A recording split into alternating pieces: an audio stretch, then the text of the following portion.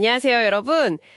소중한 우리 아이 때문에 쓰는 육아휴직 정말 중요하죠. 근데 혹시 이 기간 때문에 나중에 퇴직금 받을 때 혹시라도 좀 불이익이 있지 않을까? 뭐 이런 걱정, 네, 해보셨을 수 있을 것 같아요. 네, 맞아요. 그런 질문들 실제로 꽤 많이 받습니다.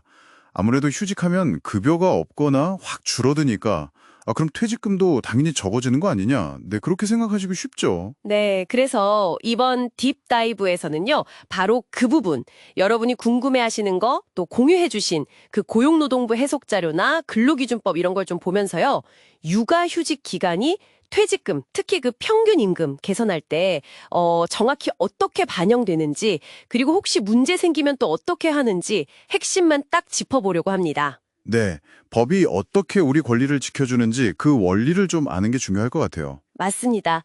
사실 핵심 원리는 뭐 간단한 거 아닌가요?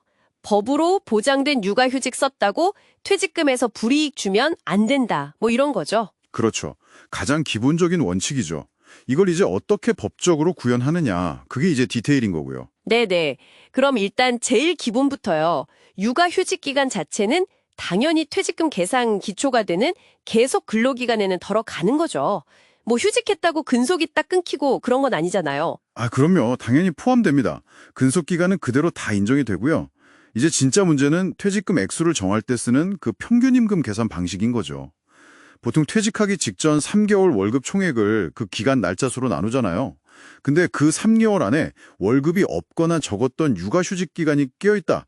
그럼 당연히 평균 임금이 확 낮아지겠죠. 네. 아, 바로 그 점 때문에 다들 걱정하시는 거군요. 그럼 법에서는 이걸 어떻게 해결해 주나요? 그냥 낮아진 대로 받으라고 하진 않을 텐데요. 네네. 당연히 아닙니다. 근로기준법 시행령에 딱 명시가 되어 있어요. 그 평균 임금 계산하는 기간, 그러니까 퇴직 전 3개월 안에 육아휴직 기간이 포함돼 있으면요. 계산할 때 그 육아휴직 기간이랑 또 그 기간 동안 혹시 받은 임금이 있다면 그것까지 싹 다 제외합니다. 아예 빼버리는 거군요. 기간도 빼고, 임금도 빼고. 네, 그렇죠. 기간하고 임금 총액 둘 다 해서 빼는 거예요. 그러니까 마치 그 기간이 아예 없었던 것처럼 취급해서 휴직 때문에 평균 임금 깎이는 걸 막는 거죠. 아, 약간 투명 기간처럼 취급하는 거네요. 계산 기간 자체를 조정해서. 그럼 만약에요, 육아휴직이 좀 길어서 퇴직 직전 3개월이 그냥 통으로 다 휴직 기간이었다면요? 그럼 뺄 정상 근무 기간이 아예 없는 셈이잖아요. 네, 그거 아주 중요한 포인트인데요. 그럴 때는 기준점을 앞으로 당깁니다. 육아휴직을 시작한 날, 바로 그날을 기준으로 해서 그 직전 3개월 동안의 임금을 가지고 평균 임금을 계산해요. 아하, 휴직 들어가기 바로 전 상태로. 네, 맞습니다. 휴직 들어가기 직전에 그 정상적인 임금 수준을 기준으로 삼는 거죠. 어떻게든 근로자가 불리해지지 않도록 안전장치를 해둔 셈입니다. 그렇군요. 기준 시점을 그냥 과거로 돌려버리는 거네요. 알겠습니다. 근데 또 궁금한 게 휴직하는 동안에 회사 전체적으로 임금이 오를 수도 있잖아요. 저는 휴직 중이라 실제 그 돈을 받지 못했지만요. 이런 건 반영이 안 되나요? 그것도 좋은 질문이신데요. 여기서 이제 통상임금이라는 개념이 좀 중요해집니다. 원래 퇴직금은 평균임금으로 계산하는 게 맞는데 만약 그렇게 계산한 평균임금이 그 근로자의 평소 시간당 임금이나 하루치 임금 같은 통상임금보다 더 적다. 그러면 더 높은 통상임금을 기준으로 퇴직금을 줘야 하거든요. 아, 둘 중 높은 걸로 준다. 네. 그리고 휴직 기간 중에 회사 임금이 올랐다면 비록 내가 실제로 받지는 못했어도 그 인상된 금액을 반영해서 통상임금을 계산하는 게 맞다. 이게 일반적인 해석입니다.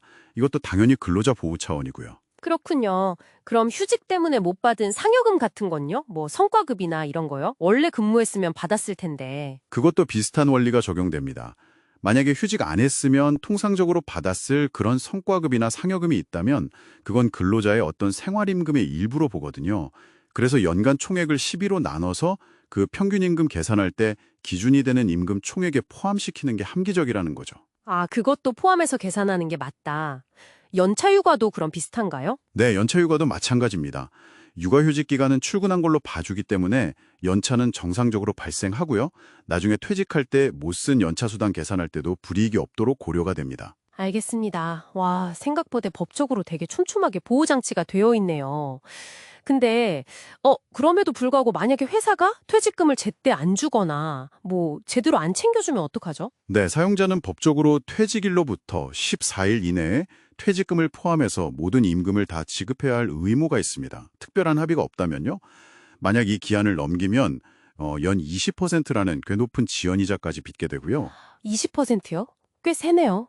네, 그래서 만약 못 받으셨다, 그러면 가장 일반적인 방법은 사업장 관할 고용노동청에 임금체불 진정을 넣는 겁니다. 이게 가장 빠르고 좀 일반적인 방법이고요. 만약 거기서도 해결이 잘 안 된다, 그러면 이제 법원에 민사소송, 그러니까 퇴직금 청구 소송을 제기해서 원금이랑 그 지연이자까지 다 받아낼 수 있습니다. 네, 오늘 육아휴직이랑 퇴직금 문제 좀 깊게 들여다봤는데요. 어쨌든 가장 중요한 건 육아휴직은 법으로 딱 보호받는 권리고 이것 때문에 퇴직금 계산에서 불이익받지 않도록 여러 안전장치가 있다는 거네요. 평균임금 계산할 때 그 휴직기간은 제외되고 뭐 필요하면 휴직 전 임금이나 아니면 통상임금이 기준이 될 수도 있다는 점.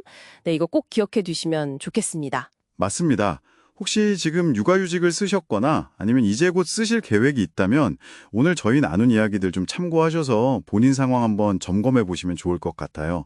여러분의 정당한 권리 지키는데 조금이라도 도움이 되길 바랍니다. 네, 마지막으로 이런 생각도 좀 드네요.